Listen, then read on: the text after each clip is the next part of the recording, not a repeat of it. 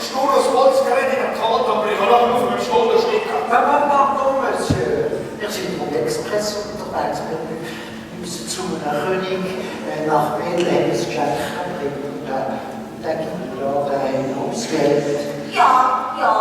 Weißt du, der Hausstand über dem Matterhol, das zeigt uns das nach Bethlehem. Helle Sterbe, Matterhol. Ich sehe noch mal Sterbe, weil ich nicht noch mitgekommen.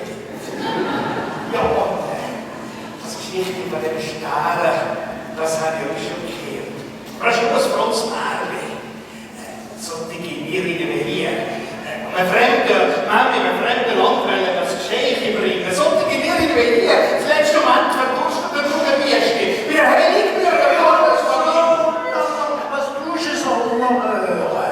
Wir haben ja Courage, wir sind bis 15 Monate entschieden. Und wir haben gar keine Vergangenheit. Nicht von der Gletscher und auch nicht von der Wüste. Sie haben Christus selber. Ja gut, so denn.